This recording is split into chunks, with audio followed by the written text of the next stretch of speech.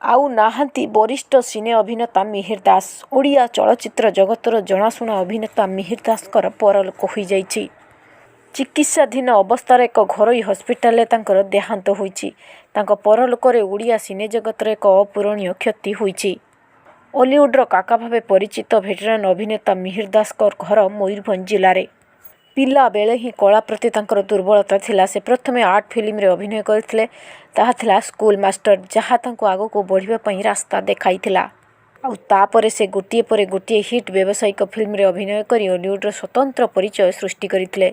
ମିହିର ଦାସଙ୍କର ପ୍ରଥମ ବ୍ୟବସାୟିକ ଫିଲ୍ମ ଥିଲା ମଥୁରା ବିଜୟ, ଯାହାକି 1979 ମସିହାରେ ରିଲିଜ୍ ହୋଇଥିଲା।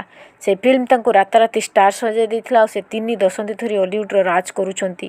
ଲକ୍ଷ୍ମୀ ପ୍ରତିମା ପାଇଁ 1998 ଓ ଫେରିଆ ମୋ ସୁନା ଭଉଣୀ ପାଇଁ ତାଙ୍କୁ ଶ୍ରେଷ୍ଠ ଅଭିନେତା ଭାବେ ମିଳିଥିଲା ରାଜ୍ୟ ଚଳଚ୍ଚିତ୍ର ପୁରସ୍କାର। ଠିକ୍ ସେହିପରି ଶ୍ରେଷ୍ଠ ସହକଳାକାର ଭାବେ ମଧ୍ୟ ଅନେକ ଫିଲ୍ମ ପାଇଁ ତାଙ୍କୁ ପୁରସ୍କୃତ କରାଯାଇଛି। 2002ରେ ରାକ୍ଷୀ ବାନ୍ଧିଲି ମୋ ରଖିବ ମାନ ଓ 2010ରେ ପ୍ରେମ ଅଢ଼େଇ ଅକ୍ଷର ପାଇଁ ତାଙ୍କୁ ଶ୍ରେଷ୍ଠ ପାର୍ଶ୍ୱ ଅଭିନେତା ଭାବେ ରାଜ୍ୟ ଚଳଚ୍ଚିତ୍ର ପୁରସ୍କାର ମିଳିଛି।